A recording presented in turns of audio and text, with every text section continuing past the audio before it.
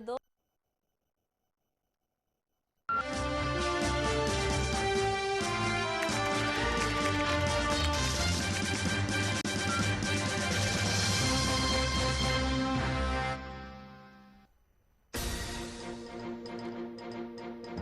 ओवैसी की नीतीश सरकार को चेतावनी, सीमांचल के साथ ना करे सौतेला बर्ताव, नहीं हुआ विकास कार्य तो पूरे सीमांचल में करेंगे चक्का जाम। कल पेश होगा झारखंड विधानसभा में बजट, कोरोना काल के बाद लोगों की नजर बजट पर, बंद कंपनियों को भी बजट से उम्मीद।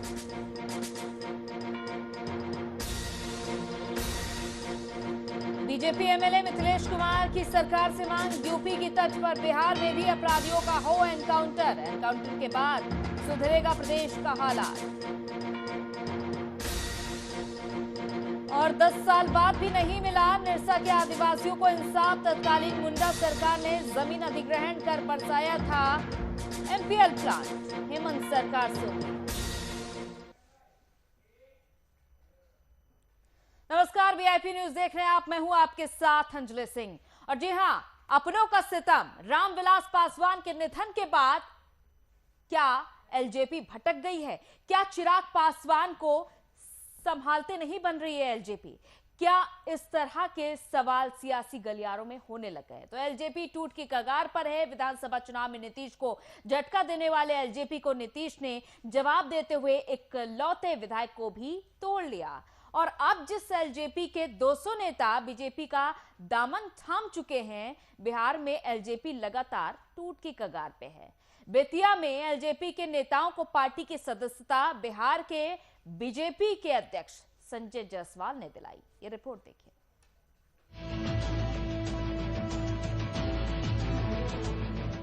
एलजेपी पर अपनों का सितम, बीजेपी ने उजाड़ा चिराग का बंगला। बीजेपी में शामिल हुए चिराग के कार्यकर्ता, टूट की कगार पर एलजेपी। चिराग के नेतृत्व पर उठ रहे सवाल, नाराज कार्यकर्ताओं का पार्टी पर आरोप, पार्टी में नहीं बचा लोकतंत्र। बिहार विधानसभा चुनाव में एलजेपी को मिली करारी हार के बाद से ही पार्टी को एक के बाद एक झटके लग रहे हैं। कुछ दिन पहले जहां पार्टी से जुड़े तमाम अहम लोगों ने जेडीयू में शामिल होकर चिराग पासवान को झटका दिया था, तो अब पश्चिम चंपारण में भी पार्टी को जोरदार झटका लगा। यहां पार्टी के 200 से अधिक कार्यकर्ता और पदाधिकारी बीजेपी का दामन थामे हैं। नाराज कार्यकर्ताओं का कहना है कि पार्टी कुछ लोगों के हाथ की बंधक बन गई है, जमीनी कार्यकर्ताओं को नहीं सुना जाता है। पार्टी में अब लोकतंत्र समाप्त हो चुका है और कार्यकर्ताओं का मान सम्मान वाला नहीं बचा। इसलिए हम लोग सभी साथियों ने निर्णय लिया, हम लोग माननीय प्रदेश अध्यक्ष जी के सानिध्य और नेतृत्व में हम लोग भाजपा ज्वाइन करेंगे, भाजपा की संस्था लेंगे और माननीय प्रधानमंत्री नरेंद्र मोदी जी का हाथ मजबूत करेंगे। मिलन समारोह में 5 प्रखंडों के अध्यक्ष के अलावा 150 से अधिक पंचायत अध्यक्ष पार्टी छोड़ बीजेपी में शामिल हुए। पार्टी के पूर्व जिलाध्यक्ष श्यामानंद चौरसिया, पूर्व उपाध्यक्ष राधेश्याम राय सहित लगभग 200 कार्यकर्ता मंगलवार को एलजेपी से त्यागपत्र देते हुए बीजेपी का दामन थाम लिया। बीजेपी प्रदेश अध्यक्ष संजय जायसवाल एलजेपी कार्यकर्ताओं को बीजेपी की उन्होंने सदस्यता दिलाई। पश्चिम चंपारण जिले में लोजपा के प्रदेश महासचिव, पूर्व जिला के अध्यक्ष और सभी प्रखंडों के अध्यक्ष के साथ 175 प्रखंड के पदाधिकारियों ने यह निर्णय लिया है कि वह सभी भारतीय जनता पार्टी में ज्वाइन करेंगे। हम लोगों ने इनसे विस्तृत चर्चा की थी। सभी का कहना था कि हम भाजपा के साथ ही रहेंगे, अब हमको और किसी दल से कोई मतलब नहीं है। जो माननीय प्रधानमंत्री श्री नरेंद्र भाई मोदी जी ने कार्य किए हैं, यह प्रत्येक नागरिक का कर्तव्य बनता है कि वह भाजपा के साथ रहे। चिराग पासवान के नेतृत्व पर अब सवाल उठने लगे हैं। रामविलास पासवान के निधन के बाद पार्टी को एक के बाद एक झटका लग रहा है।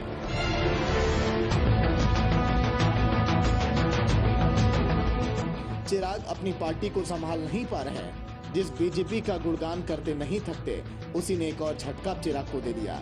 एलजेपी टूट की कगार पर है, पार्टी अपने रास्ते से भटकती जा रही है। एलजेपी में मची भगदड़ पर हम प्रवक्ता दानिश रिजवान ने भी चिराग को नसीहत दे दी। हमने चिराग से इस्तीफा देकर पशुपति पारस को कमान सौंपने की नसीहत दी।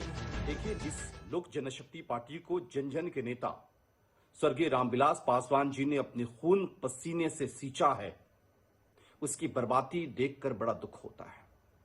मेरा चिराग पासवान जी को मुफ्त में एक सलाह है कि अगर वो चाहते हैं कि रामविलास पासवान जी का सपने का बंगला, सपनों का लोचपा बचा रहे, वो विलुप्त ना हो, तो अविलंब पार्टी के राष्ट्रीय अध्यक्ष और पार्लियामेंट्री बोर्ड के अध्यक्ष से इस्तीफा दें और अपने चाचा लोजपा के सांसद, लोजपा को बनाने वाले पशुपति पारस जी को पार्टी की कमान सौंप दें। एलजेपी बीजेपी से लगे झटके पर कुछ भी कहने से बच रही है। पार्टी नेताओं का मानना है कि जाने वाले जाएंगे ही। पार्टी चिराग के हाथ में सही दिशा में आगे बढ़ रही है और पार्टी बिहार में मजबूती से उभर कर आएगी। वो जांच करवा ले, चूंकि बिहार में घोटाला कई का है, लेकिन नेता घोटाला आज पहली बार हुआ है और लोक जनशक्ति पार्टी को पूरी तरीके से बदनाम की जा रही है। विधानसभा चुनाव में चिराग बीजेपी की विंग की तरह काम कर रहे थे। राजनीतिक पंडितों की माने तो चुनाव में प्रत्यक्ष अप्रत्यक्ष रूप से चिराग ने बीजेपी को फायदा पहुंचाया था। नीतीश की चुनाव दुर्दशा के लिए भी चिराग जिम्मेदार माने जाते रहे हैं, लेकिन अब उनका दांव उन्हीं पर भारी पड़ता दिख रहा है। पहले नीतीश ने एलजेपी के इकलौते विधायक को तोड़ा और अब बीजेपी ने झटका दिया। कुल मिलाकर पार्टी टूट रही है। Bureau report, VIP news, Patna. तो देखा जा रहा है कि बिहार विधानसभा चुनाव के बाद से ही एलजेपी के अध्यक्ष चिराग पासवान काफी ज्यादा मुश्किलों में हैं और उनकी ये मुश्किलें लगातार बढ़ रही हैं क्योंकि एलजेपी में टूट का सिलसिला लगातार जारी है।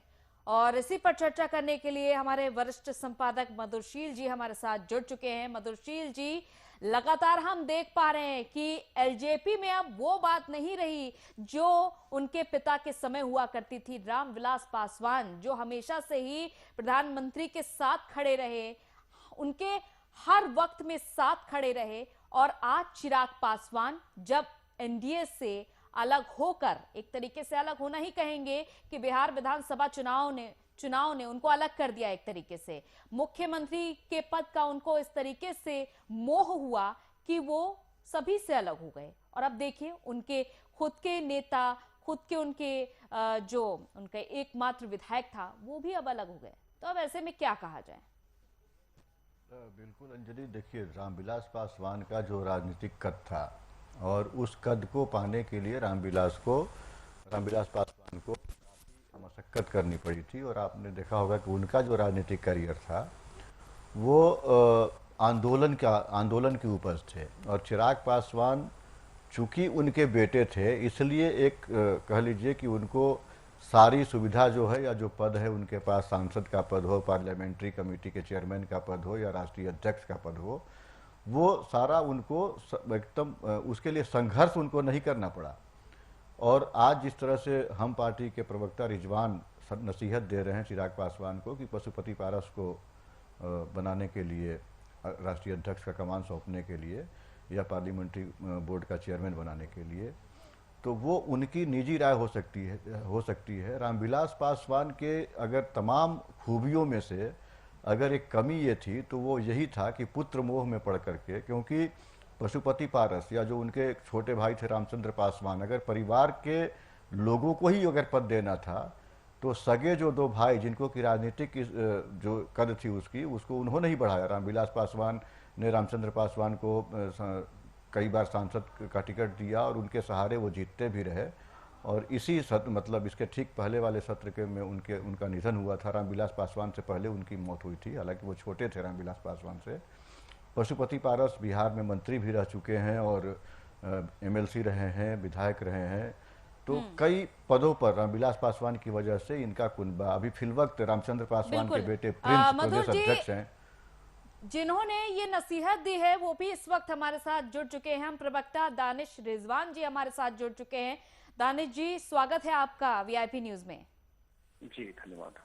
दानिश जी, जैसा कि आपने ये बड़ी नसीहत दी है कि पशुपति पारस को पार्टी का अध्यक्ष बनाया जाए, लेकिन अगर सर उनकी बात की जाए, पशुपति पारस खुद अपने क्षेत्र में एक बार भी झांकने नहीं गए। अगर 2019 के लोकसभा के चुनाव की बात करें, उस दरमियान ही गए थे वो हाजीपुर, उसके बाद से वो खुद भी नहीं गए। तो ऐसे में वहां की जनता भी जब पहले से ही नाराज है, तो ऐसे में पार्टी का अध्यक्ष बनाया जाना।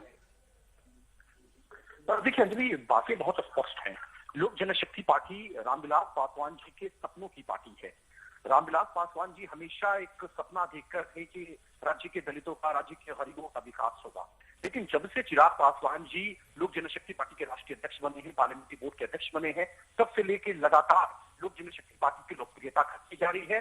स्थिति ये बन गई है कि पार्टी में कोई कार्यकर्ता अपने आप को सेफ और इज्जत के साथ महसूस नहीं कर रहा है। इसलिए अब हमें लगता है, क्योंकि देखिए हम लोग रामविलास पासवान जी के फॉलोवर्स रहे हैं, उनके सिद्धांतों को हमेशा मानते रहे हैं, लेकिन अब रामविलास पासवान जी का आशियाना बिखर रहा है, उनका दल बिखर रहा है। इससे हमें काफी दुख हो रहा है। तो इसलिए हमने स्पष्ट तरीके से कहा है कि अगर रामविलास पासवान जी के सपनों का लोजपा को बचाना है, सपनों की पार्टी को बचाना है, तो निसंदेह उनके अध्यक्ष को बदलना पड़ेगा।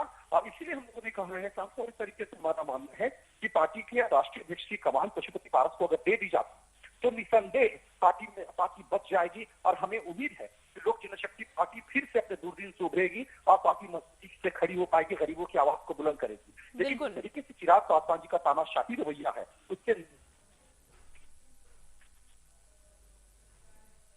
बिल्कुल मधुर जी, जैसा कि दानिश रिजवान जी का ये कहना है कि जिस तरीके से पार्टी बिखर रही है चिराग पासवान के नेतृत्व में, उसको देखकर तो यही लगता है इससे अच्छा है कि पशुपति पारस ही इस पार्टी को संभाल ले। लेकिन सवाल कई खड़े होते हैं। देखिए यहाँ पर मधुर जी, कहावत चरितार्थ होती है कि बड़े बूढ़ों के बिना युवा भटक जाते हैं, और देखिए यही हो रहा है इस घर में भी, क्योंकि एलजेपी तो एक तरीके से चिराग पासवान का घर है और रामविलास पासवान ने बखूबी इस घर को समेट कर रखा था, इस आशियाने को समेट कर रखा था। लेकिन जैसा कि दानिश रिजवान जी का भी यही कहना है और तमाम लोग भी सवाल उठा रहे हैं, जिस तरीके से ये घर टूट रहा है, अब ऐसे में यही एक रास्ता है। और जो परिपक्वता होती है वो चिराग पासवान में अगर होती तो वो बिहार विधानसभा के जो चुनाव नवंबर महीने में बीते हैं, और जिस तरह से उन्होंने राज्य में, बिहार में जदयू से या कह लीजिए कि एनडीए से अलग होकर के उन्होंने चुनाव मैदान में अपने प्रत्याशियों को उतारा, तो वो डिसीजन उनका या वो जो निर्णय उनका जो था वो आत्मघाती साबित हुआ। क्योंकि जो उनको अनुमान था, अगर एनडीए के साथ रह करके लड़ते तो शायद उनके सदस्य ज़्यादा जीतते, और आज जो विधायक उनके एकमात्र इकलौते विधायक जो जदयू में चले गए, तो एक विधायक तो उनके पास रहे नहीं, लेकिन जो एक शून्यता आ गई पार्टी के उसमें, जो भी बीजेपी के लीडर चुनाव से पहले लोजपा का दामन थामे थे, वो लोग भी वक्त देख कर के सारे लोग निकल आए। अब उनके पार्टी के लोग, जो उनके कुनबे के लोग हैं, जो आप जिस तरफ इशारा कर रहे हैं कि उनका परिवार बिखर रहा है, तो वो वास्तव में वो दृश्य दिख रहा है वहाँ पे। अब चिराग पासवान से कहाँ चूक हो रही है, जिस तरफ इशारा कर रहे हैं दानिश जी इशारा कर रहे हैं, वो सच्चाई है। और रामविलास पासवान अगर चाहते तो अपने जीवन काल में ही, क्योंकि रामचंद्र पासवान तो उनसे पहले दिवंगत हो गए थे, पशुपति पारस को वो पहले भी कमान सौंप सकते थे। अब पशुपति पारस में, और उनके वो भाई थे, सगे भाई हैं, सबसे छोटे भाई थे पशुपति पारस, तो वो अपने जीवन काल में उन्होंने नहीं बनाया। प्रदेश अध्यक्ष रामचंद्र पासवान के बेटे प्रिंस पासवान को बनाया। तो ये उनका आकलन क्या था, और उसी फॉर्मेट पर चिराग पासवान चल रहे हैं। नतीजा जो परिणाम सामने आ रहा है कि 20 साल पहले लोक जनशक्ति पार्टी की नींव रखी थी रामविलास पासवान ने, वो पार्टी 20 साल बीतते बीतते, अभी उसका पिछले साल 20वां साल गुजरा है, 20वां वार्षिकोत्सव उन्होंने पटना में मनाया था, जो उनका एयरपोर्ट के पास जो कार्यालय है वहाँ पर चिराग पासवान वहाँ मौजूद थे, चुनाव के ठीक बात किए। अच्छा, चुनाव का जिक्र किया है आपने मधुर जी। दानिश जी से एक सवाल और। दानिश जी, पश्चिम बंगाल में चुनाव होने हैं और ऐसे में यह भी देखा जा रहा है कि चिराग पासवान वहां पर बीजेपी के लिए बड़ी मुश्किल खड़ी करने वाले हैं। ऐसा उन्होंने खुद भी कहा है कि वहां के अध्यक्ष ने कहा है कि जल्द से जल्द आप यहां पर चुनाव लड़िए।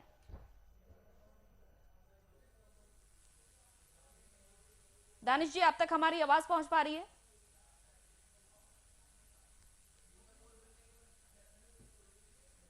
तो फिलहाल दानिश जी से हमारा संपर्क नहीं हो पा रहा है। हम उनसे फिर से एक बार संपर्क करने की कोशिश करेंगे। लेकिन जिस तरीके से ये तमाम सवाल खड़े हो रहे हैं मधुर जी, पश्चिम बंगाल चुनाव, वहां पर भी देखिए एलजेपी ने अपना दावा ठोकने की बात तो कही है, लेकिन जब अपने ही गढ़ में एलजेपी इस तरीके से बिखर रही है, चिराग पासवान के नेतृत्व पर सवाल उठ रहे हैं, मुश्किलें हो गई हैं, तो क्या पश्चिम बंगाल में वो जगह बना पाएंगे?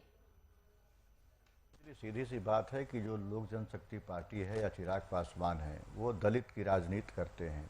हाल के दिनों में एक जो सोशल इंजीनियरिंग की बात सामने आ रही थी कि सामाजिक समीकरण उस तरह से बना करके कुछ सवर्णों को साथ लेकर के, माइनॉरिटीज़ के लोगों को साथ लेकर के पार्टी थोड़ी अपनी स्थिति मजबूत करने की जुगत में लगी थी। और रामविलास पासवान के जीवन काल में इस तरह का हुआ भी। लोक जनशक्ति पार्टी का खास करके बिहार में कभी कभार बहुत अच्छा प्रदर्शन होता रहा है, लेकिन पहली बार ऐसा हुआ था कि लोक जनशक्ति पार्टी ने अकेले चुनाव लड़ा था, क्योंकि उसका प्रीपोल अलायंस किसी न किसी गठबंधन के साथ अक्सर रहता था, उसका फायदा उसको मिलता था। और आपने देखा होगा कि इसी का परिणाम ये था कि चाहे सरकार यूपीए की रही हो मनमोहन सिंह के नेतृत्व में, चाहे इंद्र कुमार गुजराल के नेतृत्व में, चाहे एस डी देवगौड़ा के नेतृत्व में सरकार चली हो, चाहे अटल बिहारी वाजपेयी के नेतृत्व में सरकार बनी हो देश में, या नरेंद्र भाई मोदी के नेतृत्व में सरकार बनी हो, सभी मंत्रिपरिषद में आप देखेंगे कि एक चेहरा कॉमन होता था, वो रामविलास पासवान का होता था। तो वो समय के हिसाब से, और लालू प्रसाद तो उनको मौसम विज्ञानी की बिल्कुल मधुर जी, एक वो भी दौर देखा गया था जब रामविलास पासवान ने भी अकेले पार्टी का गठन किया था और उन्होंने अकेले ही चुनाव लड़ा था और जीत भी अच्छी खासी हासिल की थी, यानी कि सीटें कई अच्छी खासी हासिल की थी। उसके बाद नीतीश कुमार उनको अपने पाले में करने की पूरी कोशिश में लगे रहे थे, वो भी एक दौर देखा गया था। मैं वहीं आ रहा हूं कि जब या तो वो प्री पोल अलायंस होता था उनका या पोस्ट पोल अलायंस होता था उनका। ये पहला मौका था उनके मतलब दिवंगत होने के बाद। हालांकि इसकी रणनीति उनके जीवन काल में जब अस्पताल में थे, वो चिकित्सारत थे दिल्ली में, तभी बन गई थी कि इस बार बिहार में उनकी पार्टी अकेले चुनाव लड़ेगी, और ये चिराग पासवान की जिद थी। लेकिन अब उसके बाद अब बीजेपी का जो एजेंडा है, बीजेपी का एजेंडा है कि वो नीतीश कुमार को मतलब नाराज नहीं कर सकती।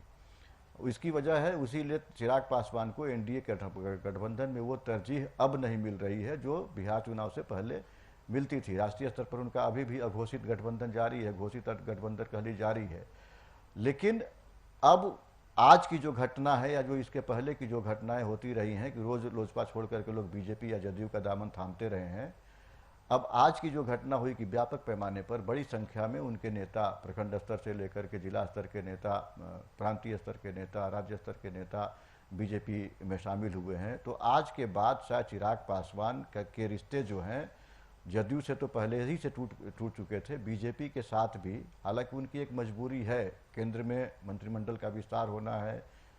अभी वो जो मौजूदा सरकार है, हर बिल पर, हर उस स्थिति में सदन के बाहर या सदन के अंदर भी वो मौजूदा सरकार को समर्थन देते नजर आते हैं।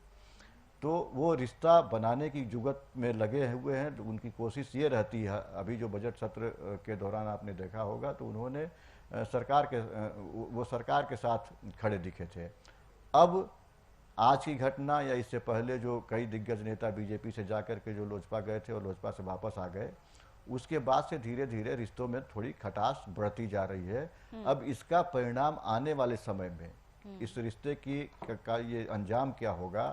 क्या जो नीतीश कुमार के साथ चिराग पासवान के रिश्ते अभी देखे जा रहे हैं, वही रिश्ता बीजेपी के साथ भी उनका हो जाएगा बंगाल चुनाव से पहले?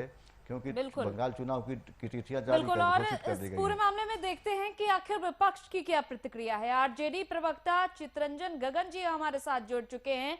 चितरंजन जी, स्वागत है वीआईपी न्यूज में आपका। धन्यवाद। चितरंजन जी, हम देख पा रहे हैं लगातार एलजेपी टूट रही है और ये भी बार बार बात सामने आ रही है कि चिराग पासवान के नेतृत्व में वो बात नहीं है जो रामविलास पासवान के नेतृत्व में हुआ करती थी।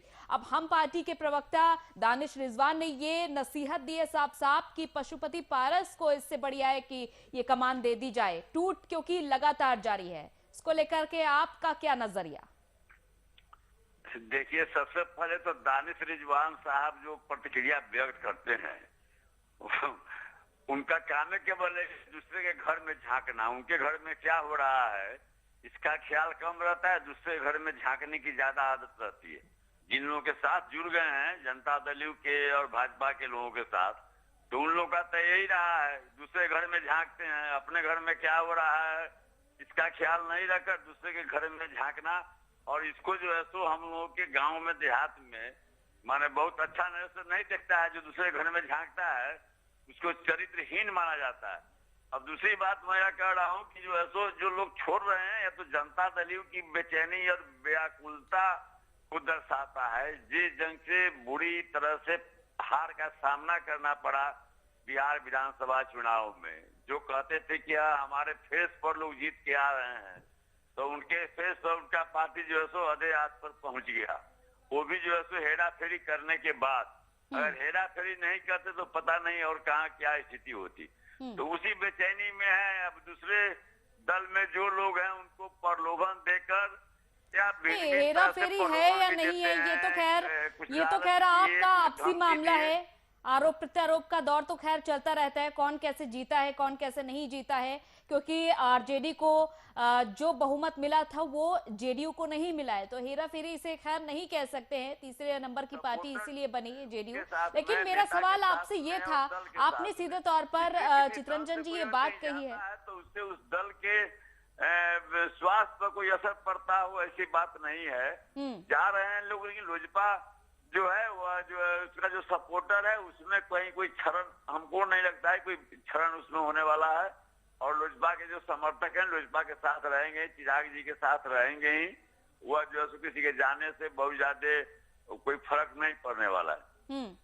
लेकिन अगर फर्क नहीं पड़ता तो चिराग पासवान जिस तरीके से काफी ज्यादा मुश्किलों में नजर आ रहे हैं, क्योंकि उनके देखिए सैकड़ों कार्यकर्ता बीजेपी में शामिल हो गए, उनके नेता जेडीयू में शामिल हो गए। तो अगर फर्क नहीं पड़ रहा होता तो इस तरीके से परेशान नहीं होते। और दूसरी तरफ देखिए मंगलवार को ही यानी कि आज ही बीजेपी में तमाम उनके नेता शामिल हुए। उससे पहले 2 दिन पहले उन्होंने पश्चिम बंगाल में चुनाव लड़ने की भी बात कही है। हाँ, नहीं देखिए, जो लोग शामिल हुए हैं तो इसे एक साइकोलॉजिकल भले ही मैसेज जाए, लेकिन जो पार्टी का जनाधार है उस पर कोई फर्क नहीं पड़ता है।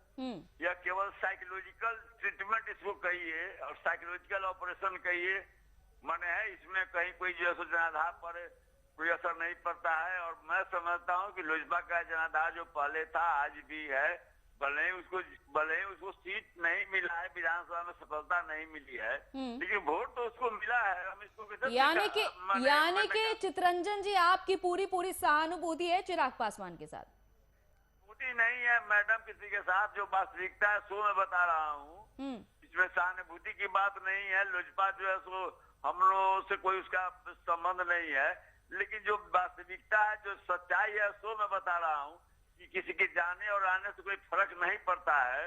वह जो है सो हाँ माने ये लोग अपना एगो चला रहे हैं अभियान, धन का प्रलोभन देकर, पद का प्रलोभन देकर, सरकार में है धमकी देकर किसी ढंग से माने अपना ये अगर चितरंजन जी आपने खैर ये बात कही है कि किसी के जाने और आने से फर्क नहीं पड़ता है, अगर इसी तरीके से पार्टी कमजोर होती जाएगी तो फिर छवि नहीं पार्टी की खराब होगी। इतने फिर कार्यक्रम क्यों चलाए जाते हैं पार्टी में लोगों को जोड़ने के लिए? मेरी बात पूरी सुन लीजिए चितरंजन जी, इतने कार्यक्रम क्यों चलाए जाते हैं पार्टी में लोगों को शामिल करने के लिए, युवाओं को शामिल करने के लिए? फिर तमाम पार्टियां इतने कार्यक्रम क्यों चलाती हैं अगर कोई फर्क नहीं पड़ता किसी के आने और किसी के जाने का? मैंने वही कहा ना कि जो जनाधार है उस पर बहुत विशेष अंतर नहीं पड़ता है। जो लोग उछल कूद करने वाले हैं तो कुछ लोग का तो धंधा रहता है, इधर से उछल के उधर, उधर से उछल के कूद उधर।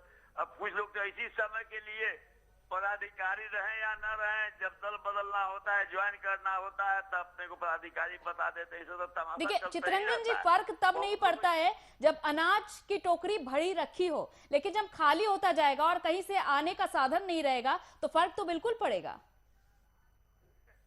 जनाधार इन लोग जो लोग इधर से उधर गए हैं, इनके पास कोई जनाधार है क्या? जनाधार रामविलास जी के साथ था, जनाधार चिराग पासवान के साथ है। अब इन लोग के आने जाने से कई वोट बने, इन लोग वोट दिलवा सकते हैं अति को, लोजपा को। चलिए, बहुत बहुत शुक्रिया हमारे साथ जुड़ने के लिए, तमाम बातचीत करने के लिए। मधुर जी, क्या कहेंगे आप? देखिए, अब आरजेडी की भी पूरी सहानुभूति नजर आ रही है। चित्ररंजन जी कह रहे हैं कि जो एलजेपी का जनाधार था वो कहीं नहीं गया है।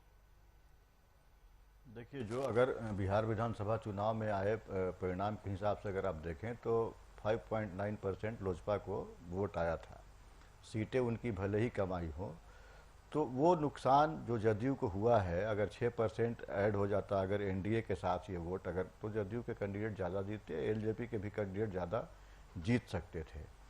नुकसान वहाँ से शुरू हुआ है और ये लगातार नुकसान है। अगर आपके पार्टी का नेता इस मतलब अमाउंट में कह लीजिए, बल्क की स्थिति में कह लीजिए, इतनी भारी संख्या में अगर पार्टी छोड़ते जा रहे हैं, जबकि आपने अभी घोषणा किया था 1-2 महीना पहले जब आप पार्टी का 20वां वर्षगांठ मना रहे थे पटना में, कि युवाओं के हाथ में पार्टी को सौंपना है और गांव लेवल तक उन्होंने ये भी कहा, उन्होंने संभावना जताई थी, हमको याद आ रहा है ठीक कि उस मंच से उन्होंने ऐलान किया था कि बिहार में कभी भी चुनाव हो सकता है और उस तैयारी में हम आज से ही जुड़ जाएंगे। कार्यकर्ताओं को उन्होंने अपना वो आह्वान किया था कार्यकर्ताओं का। तो जब एक तरफ आप सांगठनिक स्थिति और अपनी बिल्कुल मधुर जी, कल की बैठक में भी चिराग ने ये बात कही है। जब तक आप अपनी सांगठनिक स्थिति मजबूत करने की स्थिति में थे उस राज्य में, और वहां से सैकड़ों की संख्या में अगर लोग पार्टी छोड़ने लगे, तो जरूर चिंता बढ़ाने वाली बात है। अगर ये नकारा ही थे, जैसा चित्ररंजन गगन जी कह रहे हैं, तो अगर ये नकारा थे तो ये पार्टी में अब तक आपने रखा, ये पार्टी में बने क्यों थे? तो ये तमाम तरह की स्थितियां हैं। पार्टी छोड़ने से और कार्यकर्ताओं के आने जाने से पार्टी के सांगठनिक ढांचे पर प्रभाव जरूर पड़ता है। बिल्कुल। और ये स्थिति चिराग पासवान के लिए थोड़ा सोचनीय और चिंताजनक है कि कैसे बिल्कुल चिंताजनक है उनके लिए। समेटे बहुत रहने बहुत में। शुक्रिया मधुर जी हमारे साथ जुड़ने के लिए, तमाम बातचीत करने के लिए। तो बिल्कुल एलजेपी पर प्रभाव तो पड़ ही रहा है, क्योंकि अपनों का सितम जो हो रहा है एलजेपी पर, चिराग पासवान चाहे कितना भी सीएम नीतीश कुमार को आड़े हाथों लेते हुए नजर आए, लेकिन अंदर कहीं ना कहीं वो टूटे हुए जरूर हैं, क्योंकि उनकी पार्टी जो टूट रही है, इतनी मेहनत से जो रामविलास पासवान ने खड़ी की थी पार्टी, आज वो टूटने की कगार पर पहुंच चुकी है। इसीलिए हम कह रहे हैं कि एलजेपी पर अपनों का सितम। इसी के साथ इस बुलेटिन में इतना ही, इजाजत दीजिए, नमस्कार।